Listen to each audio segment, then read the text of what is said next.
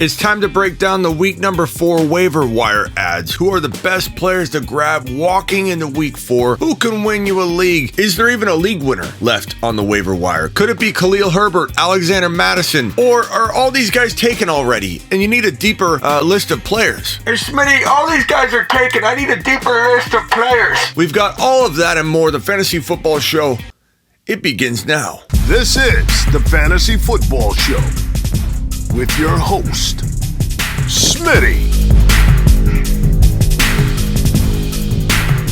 Take a lap.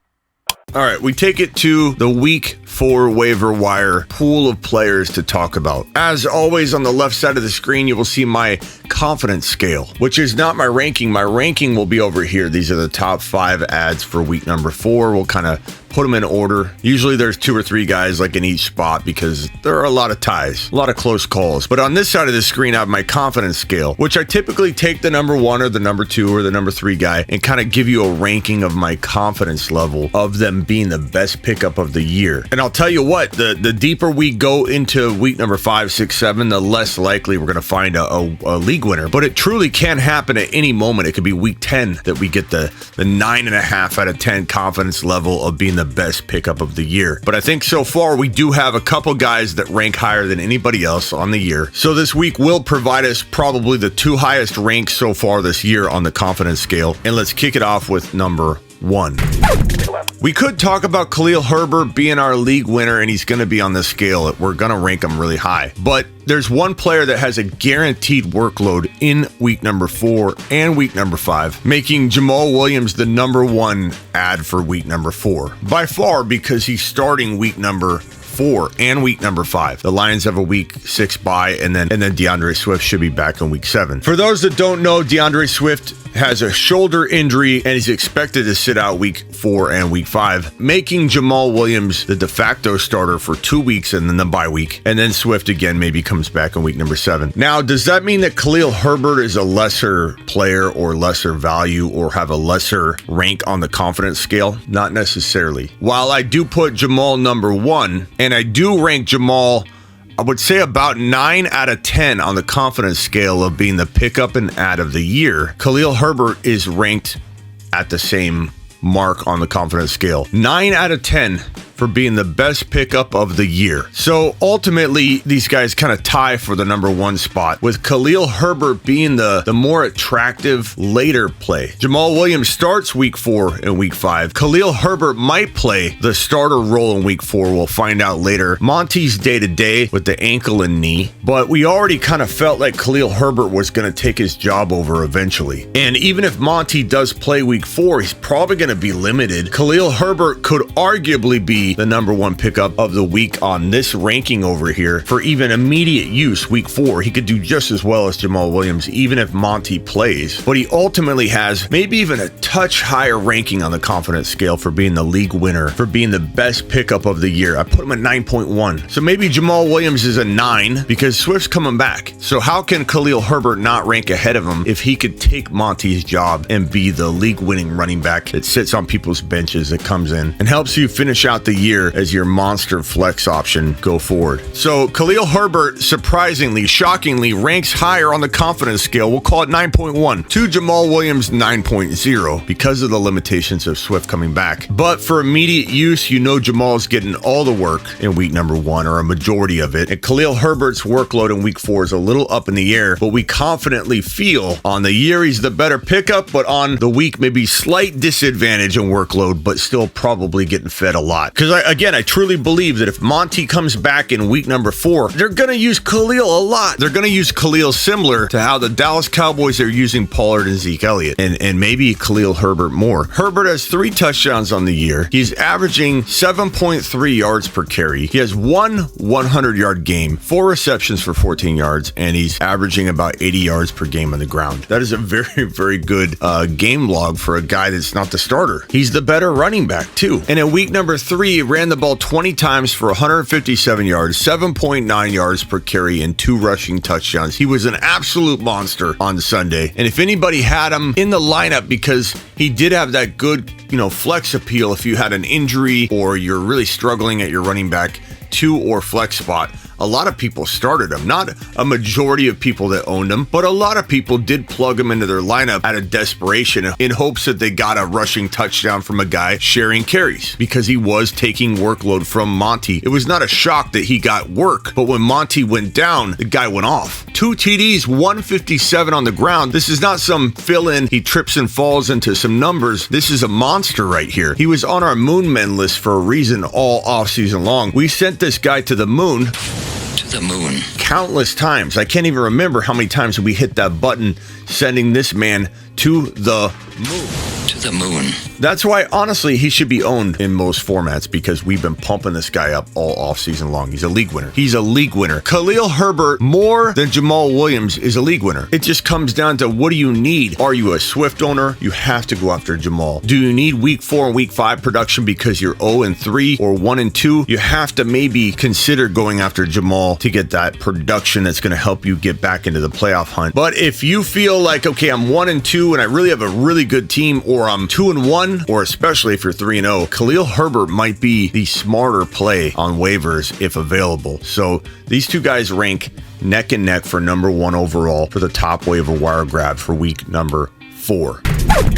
Now, these two guys might not be available in every league, kind of like Bob said earlier. But Smitty, these guys aren't available in my league, like I said earlier. And that's why we've got a lot of other names on the list. But this guy also probably won't be available in a lot of leagues. He's available in enough leagues that I have to talk about it. So Chris Olave, you honestly could put him at like the 8.5 for being the best pickup of the year, because if you need a wide receiver, this dude's your guy. He had something like 340 plus air yards in week number 2, which is absolutely crazy. And a lot of it has to do with Winston, and he's tied to Winston. If Winston goes down, I don't know what his value is going to be. I still love him a lot, but I don't think he can maintain right into the same value he's currently holding right now. But Winston's in the lineup right now. Winston's not out of the game. And until Winston's out of there, we've got to assume that Chris Olave is going to continue to just be fed. And it's all missiles downfield. That's why the air yardage stats are so high. Winston, like normal, is just chucking balls downfield, and this guy's catching big plays. He's the big play guy in New Orleans. There's no other big play guy. It's not Mike Thomas. It's not anybody else.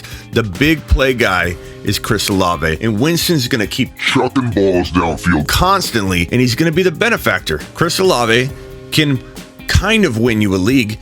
I think Khalil Herbert's the biggest league winner on the entire list, and he's kind of been all year. We got Rachaad White and Alexander Mattison to talk about. They still both have league winning potential. And Rachaad White and Khalil Herbert have kind of rotated being the top moon man, deep waiver wire stash. The guys that a lot of people keep cutting because they're like, how do I hold them? They're not doing anything yet, Smitty. Not being patient. And a lot of people cut Khalil Herbert a week or 2 ago, letting him go because they're expecting everything right now. And Rachaad White's been the victim of being added and dropped and people going, Smitty, nothing's happening.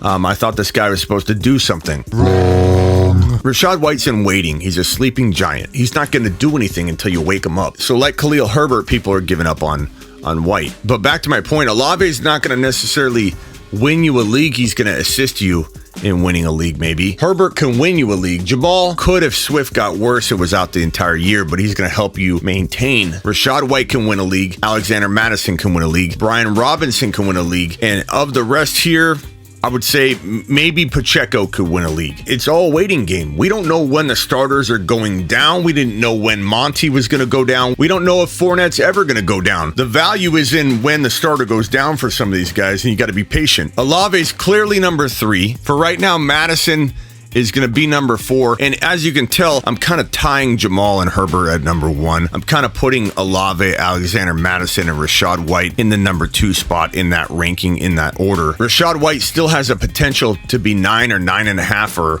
maybe even higher if he gets into the lineup. Alexander Madison's about a 8.5 to 9.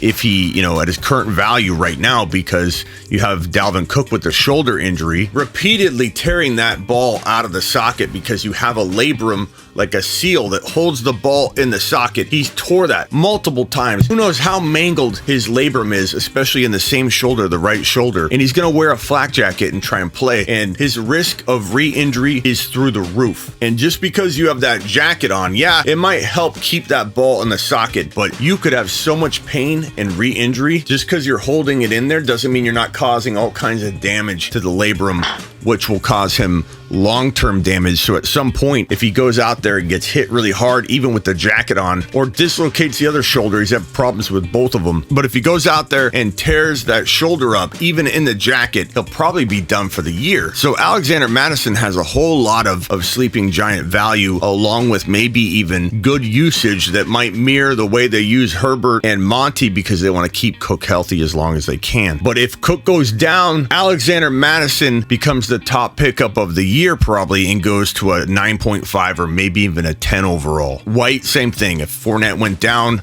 who's struggling with a hamstring injury, looked really mediocre in week number 3. If Fournette went down, this guy could go to 10 overall. If Monty gets ruled out for the year, 10 overall. These guys all have the potential to be 10 overall. Olave, like 9.5, because he's in a different position to help win a league. He's great. He's an amazing wide receiver 3, could play like a wide receiver 2. These guys are a bit different in terms of if they get into the lineup, they're league winning. They're number 10 out of 10 on the confidence scale.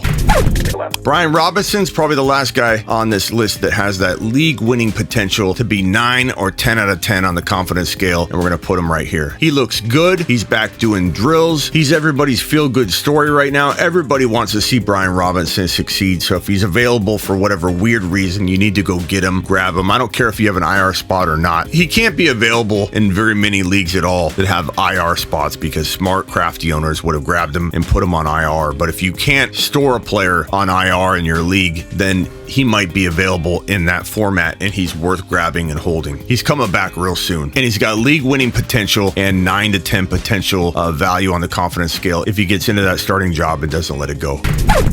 Ranking the rest of these guys is kind of hard. I mean, Romeo Doubs I'd probably put like right here. Jaylen Warren, he's kind of like a sleeping giant as well, but hard to really value until something happens to Najee Harris, but Najee's got that foot. Pacheco's got league winning potential if Clyde goes down. George Pickens looks really good if you need a wide receiver. Mac Hollins, this guy looked really good. He didn't just have good stats at the end of the day. He looked really good on Sunday. Hard to know what his role is going to be. Same with McKenzie. Grab him if you need a wide receiver. He seems to be available in an uncomfortable amount of leagues. And Njoku if you need a tight end. Osborne if you need a wide receiver. The rest of these guys are kind of hit and miss. Malik Willis, again, if you're in a super flex league, you need to make sure he might be one of the top ads of the week. If you're in a super flex league, his time could come. I believe he will get a shot at some point. Treylon Burks needs to be grabbed. You could probably put Burks more around this range down here. Parker, if you need a wide receiver. Russell Gage, if you need a wide receiver. Noah Brown keeps getting targets if you need a wide receiver. Goff, you could probably put maybe one of the top options after you get through this like top 5 area. Likely people might cut him. I think he's still a good grab. Algier, keep an eye on him still. Jordan Mason, it seems like he's not going to get a shot right now, but just wait, he could still get a crack. Zay Jones, you could put Zay Jones even like up here. Dortch, you could put him higher than this. Conklin, you could put him anywhere on this list. That's really the top ads for week number 4. Using the confidence scale, we got to work through all these guys and talk about how close they are to touching league winning potential. Now go put your claims in, and per usual, I can't give you a dollar figure as to what to drop on these guys, because only you know that value. I could tell you 20% when your league could be one of those leagues where you have to drop $100 out of 100 to get anybody. I've got leagues where you have to literally drop $100 out of 100 to get any player, and by week 5 everybody's out of money, but by week 5 nobody's left to grab. So you can't like hold your money back and play that game. You got to play the game everybody else is playing, or you won't get anybody. In other leagues, everyone's really conservative, so I can't tell you a dollar figure. Nobody should be giving you a dollar figure. No analyst or a show should be giving you an actual dollar figure, because only you know, using the historical data in your league, the trending of the waiver wire fab droppage. I'm live Monday through Friday, every single Monday through Friday, 7 p.m. Eastern, and I go live whenever news breaks. That means if a player gets traded or a big name player is out for the year due to injury, knock on wood, I'll be live. I literally walk in the studio, fire it up, Ziggy, studio on, and I go live. The schedule to the show's in the banner image of the YouTube channel. And get on over to my thefantasyfootballshow.com. Get my lifetime membership, text advice, one-on-one on-demand text advice, trade calculators, rankings, bold predictions. And get on over to Underdog Fantasy. They'll match up to $100 on your first deposit if you use promo code Smitty or the link in the description. Look, you can start over. Your fantasy season isn't over yet. Let's say you feel like it is. You feel like I've got a lot of injuries, Smitty. What do I do? Start over. There's a fantasy contest called Resurrection. It's a best ball draft. It's week 6 through 17. That means you start over right now using all the information you have right now. So go draft a new team for week 6 on only on Underdog using promo code Smitty or use the link in the description and start over. Have some more skin in the game in case things do go badly. But don't give up because your boy Smitty is here for you to help you get back into the mix. So I'll see you at 7 p.m. Eastern. Now get out of here. This is the Fantasy Football Show with your host, Smitty. Take a lap.